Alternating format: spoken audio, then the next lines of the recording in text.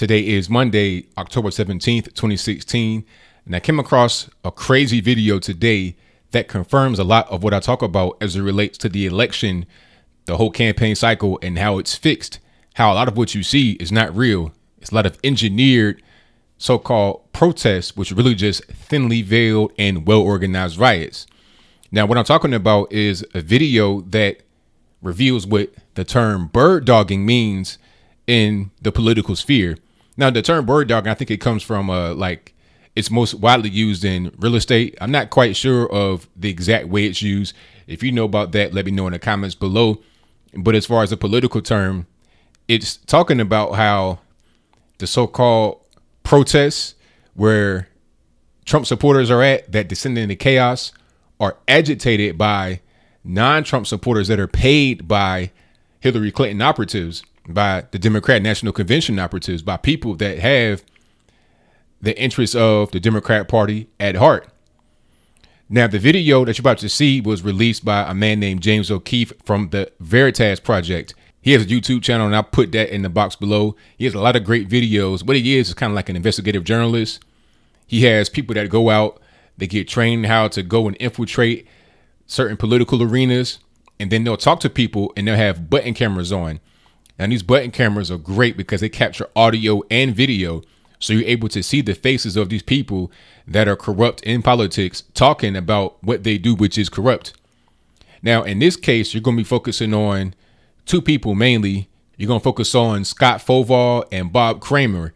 Now, Bob Kramer is somebody that can communicate directly with Hillary Clinton in the Democratic National Convention.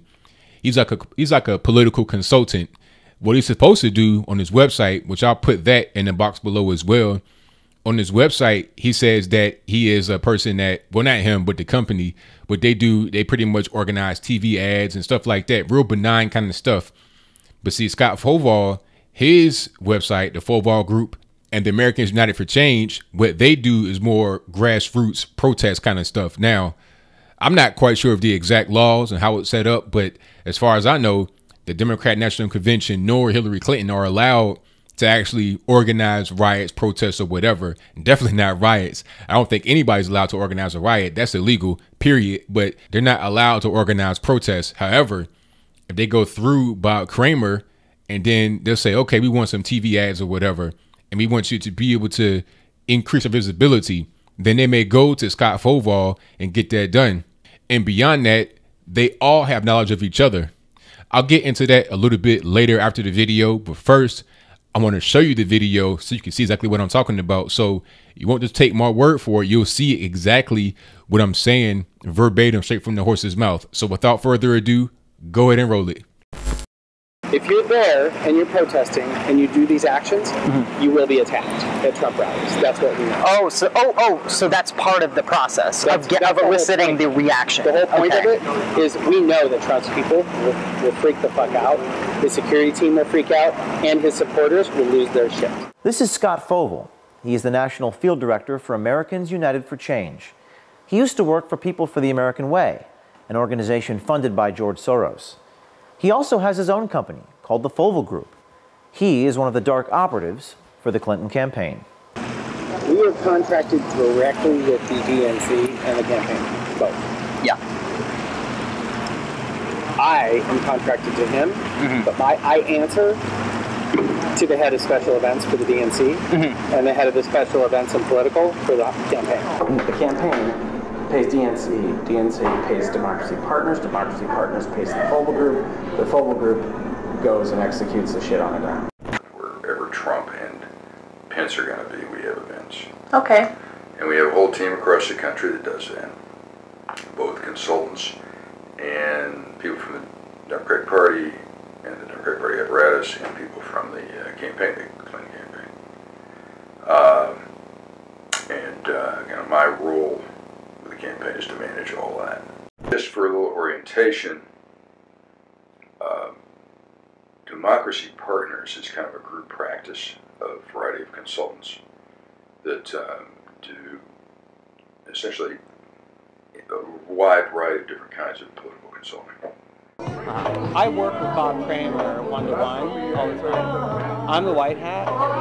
Democracy Partners is kind of going at. Bob Kramer is diabolical, and I love him for it. Yeah. Priorities is a big part of this too. The campaigns and DNC cannot coordinate with priorities, but I guarantee you that the people who run the super PACs all talk to each other, and we and a few other people are the hubs of that communication. Like, so you're kind of like intermediaries between the super PACs and the DNC. But they can, the DNC, they can't talk to each other. Okay. But you guys are kind of like... We're consultants, so we're not the official entity. And so those conversations can be had between consultants who are working for different parts. Yeah.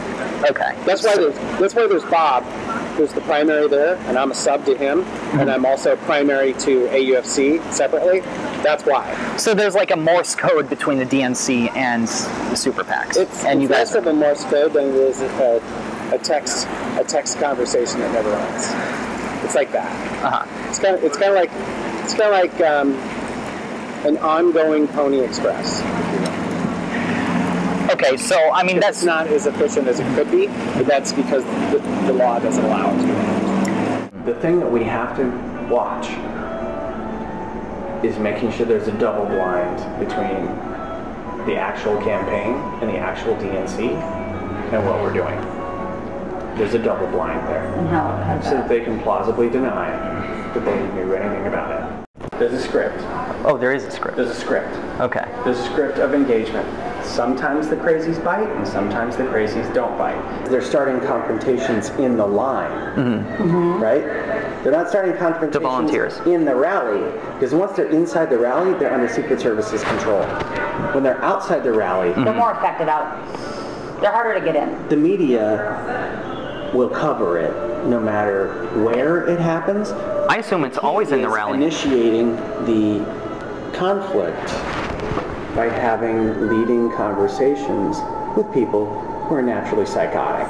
Right. Okay, I mean, honestly, it is not hard to get some of these assholes to pop off. Right. It's a matter of showing up to want to get into the rally in a Planned Parenthood t-shirt. Right. Or, you know, Trump is a Nazi, you know, you can message to draw them out and draw them to punch you. You have a schedule of events. We update this on an ongoing, rolling basis every morning. Those are all the Trump appearances. These are all the Trump and Pence appearances. Tomorrow, for instance, we are turning out 500 people in front of the Trump International in D.C. We have to have people prepared to go wherever these events are, which means we have to have a central kind of agitator training. Yep. Now, we have a built-in group of people in New York who do this. Okay. We have a built-in group of people in D.C. who do this. I was going to say, are they localized? We have a group of people in Vegas. We have a group of people in Colorado. We have a group of people in Minneapolis. I just had a call with the campaign and the DNC. Every day at 1 o'clock. We met her at the Republican convention in Cleveland in July.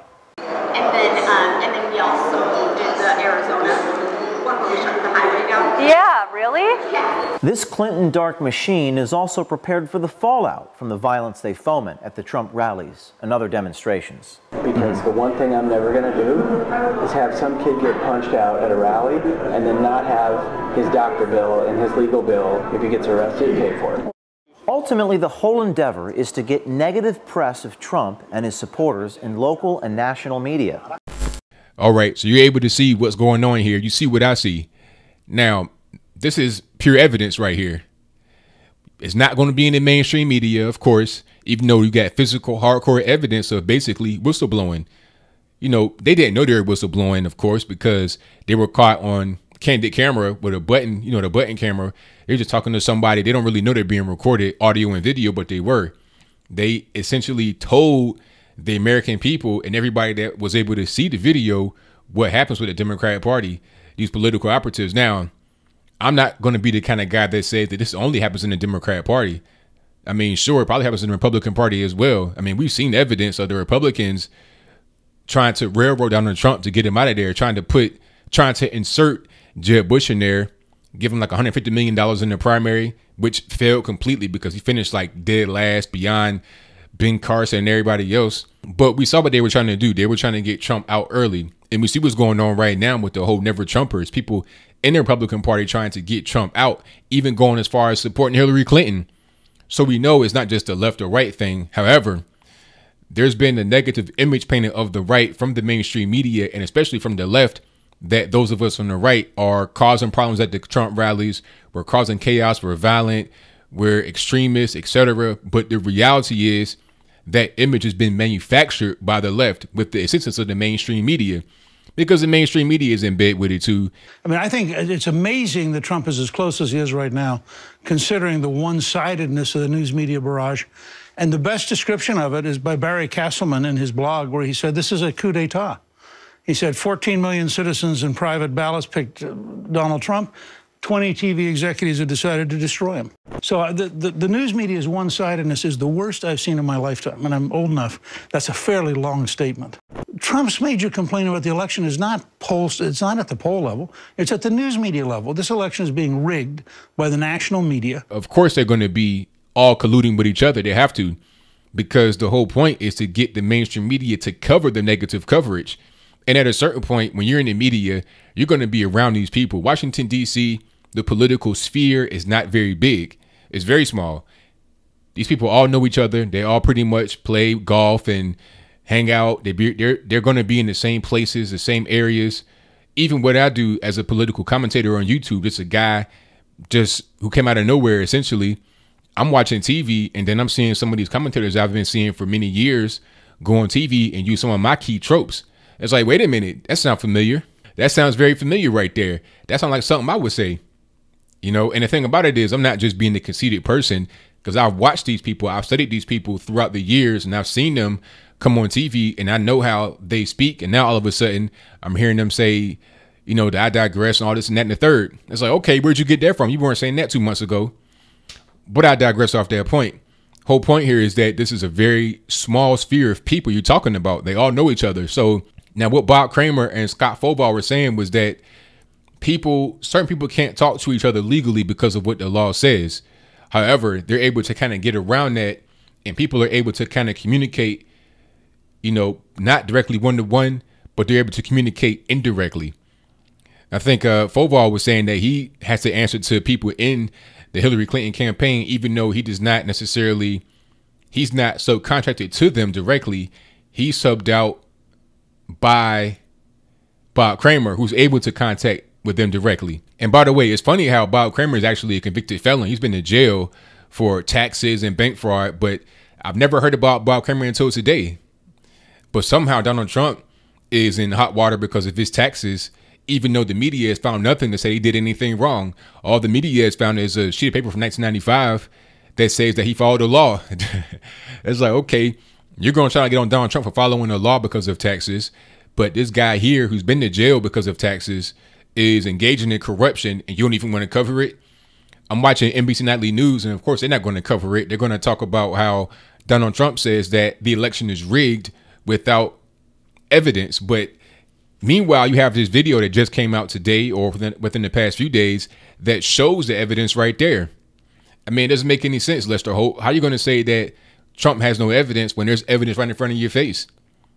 You know, and I've been saying this. I've been saying that these so-called protests, which really just riots, are all well orchestrated. They're all well paid for by the George Soroses of the world, people that have money, the Democrat National Convention, big time millionaires and billionaires that don't want to see the establishment break up.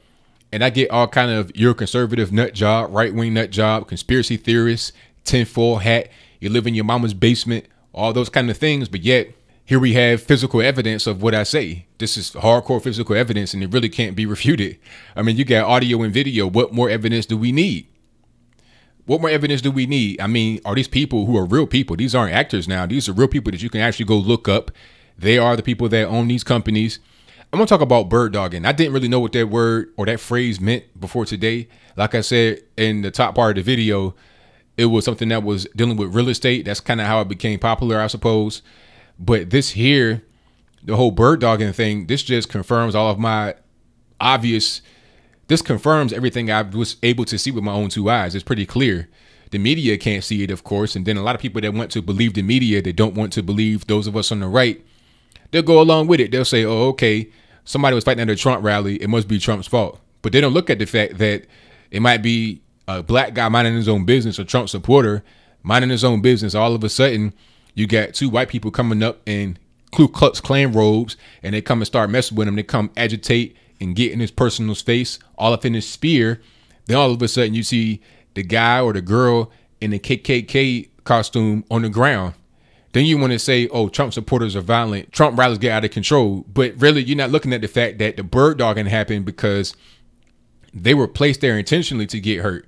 They were placed there intentionally to rile things up. And then you have individuals that are also there to react to the bird dogging, right? They're bird doggers as well, but they're not the ones actually doing the action.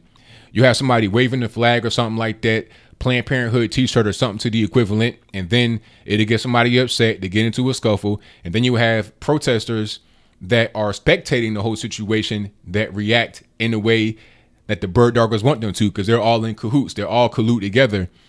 The actor and the spectators, they're all one.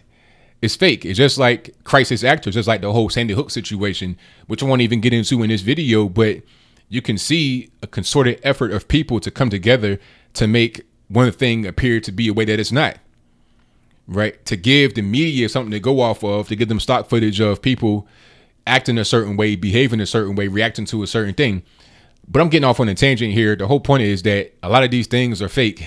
A lot of these things are fake, and they're bought and paid for by the George Soroses of the world, by the Democrat National Convention, Hillary Clinton, and everybody else. But like I say, it's not just a one-party thing.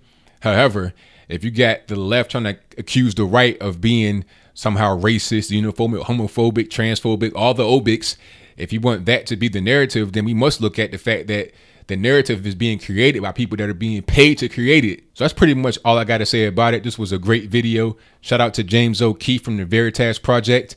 This was a great video. You do great work. And if you want to see more of his videos, check out his channel in the box below. So what do you think? Do you think this is more evidence of how the Democrat Party is? They've been that way for a long time. They engage in kind of false flag operations to make the American people think one thing when they really do something else, to make the right appear to be racist, homophobic, transphobic, whatever, when in reality, you got a lot of racism and classism on the left. Or am I still a right-wing nut job? Am I a conspiracy theorist? Do I need to remove my tinfoil hat? Now, if that's your assertion, then how can you say that when we have physical evidence? You got physical hardcore evidence. You got audio and video, and some of the WikiLeaks emails have corroborated this story. You had the guy, Robbie Mook, who is Hillary Clinton's campaign manager, sent an email that was revealed in WikiLeaks, which encouraged some bird dogging last year, the summertime of last year. I think right around the time when Trump really started to get rolling, and they were talking about the whole Mexicans and rapists, all this, that, and the third. They were trying to encourage more bird dogging on that whole situation. So the WikiLeaks situation, that's pretty much been confirmed by people within the Democrat Party, like Nina Turner. You got these videos that corroborate it. I mean, what more evidence do we need to show you how corrupt the Democrat Party is, right? And how they really don't believe in the values they exude. If they believed in the values they exude, they won't have to go through all these lengths to, you know, stage fake protests. If they're trying to organize people for a righteous cause, it wouldn't have to be this whole thing about, you know, this fake stuff to get somebody elected. Why go through all of that? If Hillary Clinton's a good candidate for the people, then it shouldn't be a need to go through all this corrupt stuff and go through all these backwards channels to try and avoid going to jail for doing what you're doing. Whatever your comments are, let me know in the comments below. And that's all I got to say for this video. If you like what you heard, please comment, rate, share, and subscribe. Peace. It doesn't matter what the freaking legal and ethics people say. We need to win this motherfucker.